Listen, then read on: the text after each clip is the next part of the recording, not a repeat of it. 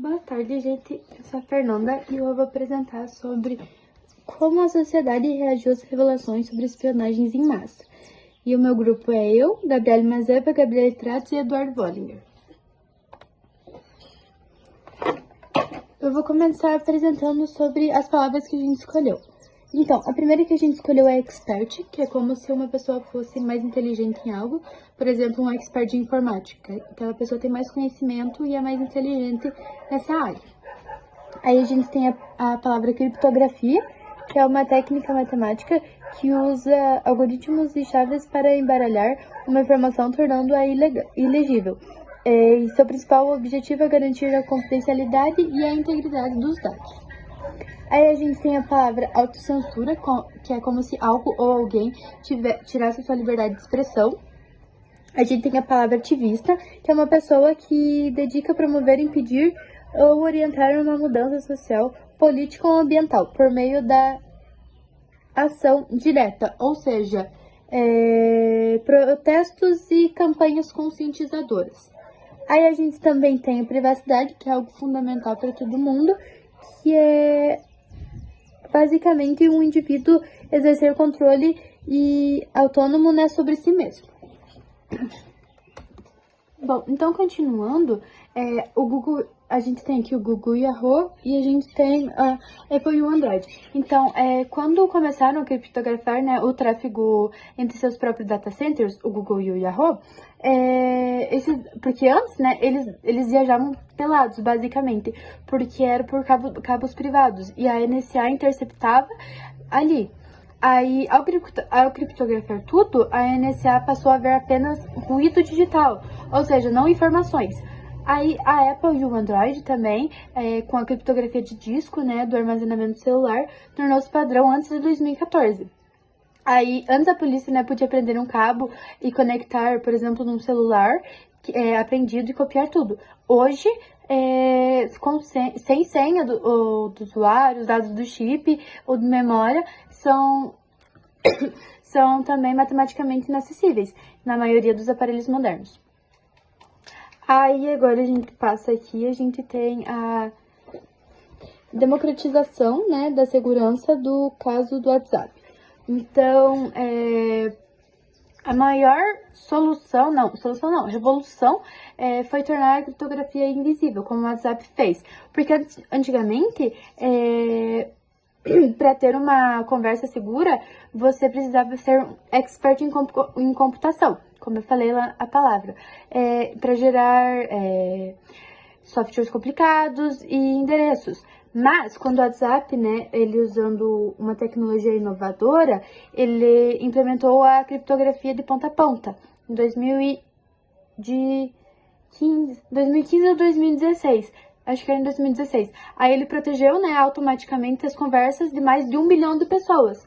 Ou seja, isso criou um fenômeno, né, que pela primeira vez na história, os cidadãos, eles tinham acesso a um nível de comunicação que nem agências de inteligência, né, mais poderosas do mundo.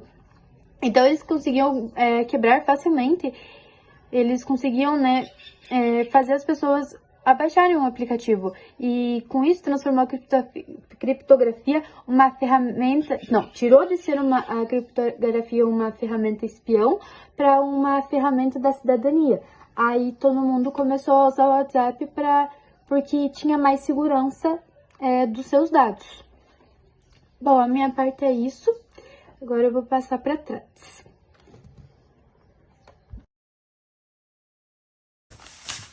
Eu sou a Gabriele Tratz e eu vou falar sobre o debate privacidade versus segurança nacional. Esse debate surgiu após as revelações da vigilância em massa que vieram, se era questão de invasão de privacidade ou será questão de segurança nacional, que era o que o governo dizia.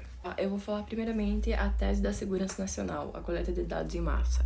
O principal argumento do governo dos Estados Unidos sobre a vigilância em massa é que isso era necessário para a segurança nacional, onde eles teriam como encontrar os terroristas e o crime organizado.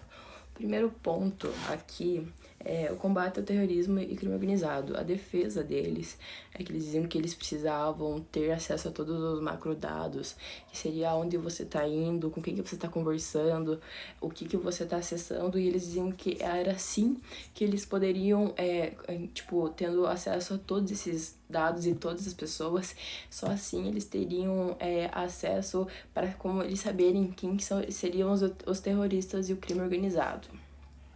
E o segundo ponto aqui é a metáfora da agulha no palheiro, que seria esse o acesso de todos os dispositivos para que eles pudessem saber, encontrar e fazer a proteção das pessoas, dos civis, que eles falavam que eles precisavam disso para a defesa dos civis. Agora eu vou falar o contraponto da tese da segurança nacional, que é a ameaça à liberdade dos civis. Os ativistas e as empresas de tecnologia diziam que essa vigilância em massa ela era desproporcional e perigosa para a democracia. Porque aqui é o primeiro ponto, violação dos direitos fundamentais.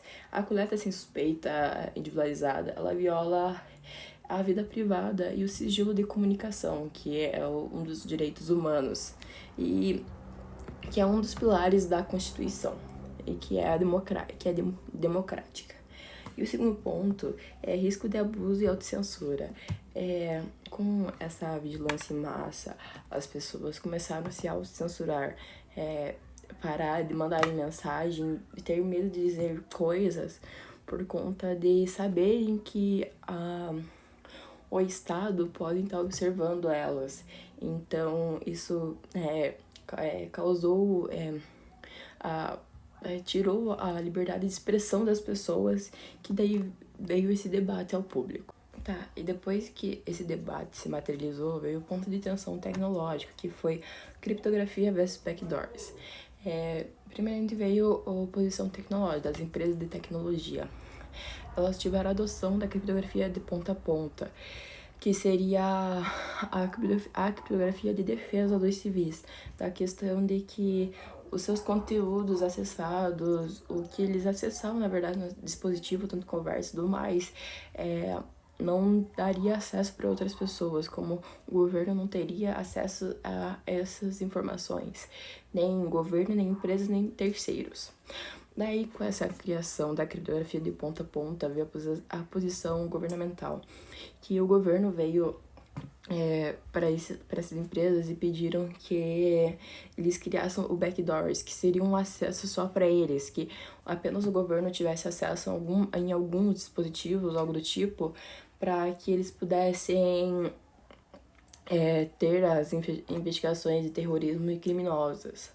Só que daí as empresas foram contra isso, porque eles falaram que era impossível criar um backdoors que tenha apenas um acesso para os de bem, porque o argumento do governo é que eles precisavam isso para fazer o bem, para fazer o bem para os civis, para que eles evitassem esses acontecimentos terroristas ou evitar que acontecesse outras coisas. Então, boa tarde, meu nome é Eduardo e vou explicar o Chilling Effect, o efeito inibidor, que foi como a vigilância digital moldou comportamentos sociais e limitou a liberdade de expressão. O que é esse Chilling Effect? Foi um fenômeno em que indivíduos reduzem sua participação social, política e informacional, por medo do monitoramento. Também ocorreu a autocensura na era digital, onde pesquisas revelaram que houve uma queda significativa em buscas online sobre temas sensíveis, que foram os protestos, as religiões específicas, as crises políticas e o receio do rastreamento, que se tornou parte da rotina. Também aconteceu um medo digital, onde jornalistas, ativistas e cidadãos moderaram opiniões online, onde houve uma presença de vigilância, mesmo silenciosa, mas mudando comportamentos e evitando debates públicos importantes. Depois do medo,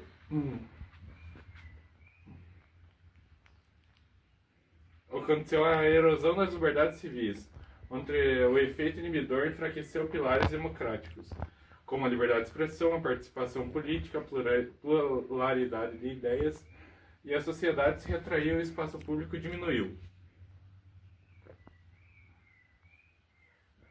Também, depois de tudo isso, vai ocorrer as consequências a longo prazo, onde a conformidade social aumentou, a criatividade, crítica e inovação foram prejudicadas, vão ser prejudicadas, e o medo vai se tornar mecanismo de controle não declarado. E por que devemos nos preocupar?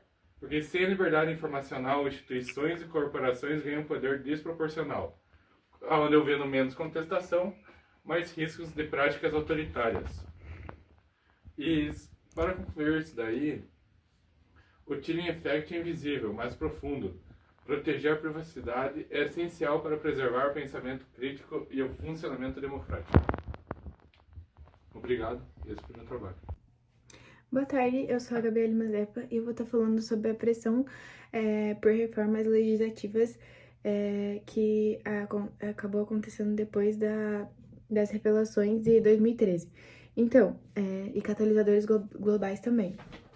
Então, em 2013, a ideia de que o governo americano vigiava as pessoas em todo mundo era meio visto como uma ideia de superstição. As pessoas não conseguiam acreditar que o governo poderia fazer realmente isso e que estaria fazendo também. Mas após as revelações de 2013, as pessoas não conseguiram apenas ver que realmente isso existia, como Edward conseguiu provar com documentos técnicos da NSA. Então, ele conseguiu provar como as milhares de documentos estavam provando isso. Então, a gente tem a palavra catalisador, que entra nisso de catalisador global, que na química a gente vê ela como um acelerador de reação. Então, isso é exatamente o que ele fez. A preocupação com a privacidade existia, mas ela não era falada e nem vista pelas pessoas, por conta que as pessoas não podiam nem acreditar nesse tal catalisador que eu vou mostrar agora pra vocês. As pessoas não conseguiam acreditar nisso, de que a gente era tudo interligado, assim, desse jeito que é. Então, ele conseguiu mostrar isso como um catalisador, como isso era um catalisador global e como era ruim pra todo mundo. Nisso a gente pode entrar aqui no Brasil, que vai ser o meu foco maior, que era o Marco Civil da internet. Então, após essas revelações de 2013, a gente também teve a questão que eles revelaram o monitoramento sobre a então atual presidente Dilma Rousseff, que incluindo que eles vigiavam e-mails e telefonemas dela. Então, isso era uma clara violação de privacidade e também de uma soberania nacional, por conta que ela era um alto executivo poder do poder executivo brasileiro, o maior que tinha na época, né, que é o presidente. Então as pessoas não acreditavam que isso não se tratava apenas de uma investigação, e sim de uma violação pessoal, por conta que essa espionagem não tinha nada a ver sobre aquele antiterrorismo que era até então o discurso deles, que eles usavam isso por conta essas espionagens por conta do antiterrorismo. Então, eles já começaram a desconfiar aí. E também o Brasil interpretou como um ato de profunda quebra de confiança, por conta que isso não foi só uma espionagem, foi uma agressão com todo mundo, de ter essa violação tão grande envolvendo uma presidente do Brasil. Aí a gente pode entrar que ela fez um discurso na ONU sobre isso, porque ela já fazia, os presidentes do Brasil faziam um discurso anuais na ONU, e dessa vez não foi diferente, mas ela foi lá para falar sobre essa violação. Então ela ganhou um grande destaque em 2013, internacional, né, por conta de denunciar essas espionagens dos Estados Unidos contra o Brasil. Então, no Congresso de Regime de Urgência é um mecanismo que é usado para acelerar essa votação de projetos e medidas provisórias. Então, o seu governo usou essa ferramenta, no caso, o governo do Brasil, o governo da Dilma Rousseff, usou essa ferramenta para essa gestão interna. Ou seja, eles usaram a ONU como um palco diplomático para eles poderem falar sobre isso, a questão dos Estados Unidos, e o Congresso era a arena de política interna, então, para a questão dessa votação. Aí, o alvo econômico, espionagem da Petrobras, também foi um ato. Acabou cortando aqui, mas essa espionagem da Petrobras foi vista como. Também eles não entenderam essa questão que antiterrorismo, porque eles estavam espionando a Petrobras, por conta que a Petrobras tinha essas informações pessoais sobre a recém-descoberta de reserva de pré-sal. Essa questão por conta de energia e tal. Então, os documentos indicavam que a NSA estava buscando acesso aos dados estratégicos e tecnológicos que poderiam dar empresas americanas a vantagem de ter essa informação de onde tinha essas reservas de pré-sal. Então, a gente conseguiu perceber que isso não tinha nada a ver sobre antiterrorismo e que eles só queriam ter essa vantagem da questão que a Petrobras era uma empresa muito grande, já conhecida internacionalmente, e eles perceberam assim, se a gente vê, talvez a gente tenha uma vantagem sobre isso, sobre aquilo. Então, sua defesa da justiça americana da vigilância era puramente antiterrorista. Eles expondo-a como uma tática de espionagem industrial disfarçada de segurança nacional. Então eles falavam, o discurso deles é antiterrorismo, para ter menos terrorismo e etc. Mas não era para eles ter vantagem sobre tudo. Aí, juntando todas essas questões, a resposta a essa tal espionagem. A Justiça Nacional, o MCI, garante que o tratamento de dados pessoais do Brasil deve seguir a lei brasileira, mesmo que a empresa tecnológica seja estrangeira. Então, tipo, que nessa questão da Petrobras, eles têm essa profunda segurança por conta que... Eu já vou explicar sobre a lei que eles criaram, mas a gente tinha uma lei de que só poderia ter essa espionagem se juiz pedisse. Ordem judicial exclusiva. O processo de registro de conexão de aplicações, e-mails e logins só pode ser feito mediante uma decisão judicial, que era o que eu já tinha comentado, protegendo o cidadão contra a vigilância arbitrária do Estado ou de empresas. Então, uma empresa não pode chegar e hackear seus dados, as suas contas, para ter um acesso a uma informação que só você tem. Eles não têm esse direito que nem tinha antes de 2013. Proteção de dados e comunicações. O MCI estabelece que a privacidade é um direito iniviolável e que os processos são responsáveis pela segurança de dados que administram, elevando o padrão de proteção. Então, isso, como a Fernanda já tinha comentado, as pessoas conseguiram sentir que elas tinham mais segurança em baixar os aplicativos, por exemplo, o WhatsApp, que era um aplicativo que a gente tava ali o tempo inteiro falando tudo que a gente sabia. O legado, o caminho de Snowden para a LGPD. O mundo pós-2013 era um mundo regulado, então as pessoas, depois que a gente repercutiu tudo isso, a privacidade deixou de ser um favor e se tornou uma lei, um direito inegociável. Então, a pressão forçou a criação de padrões globais de proteção de dados.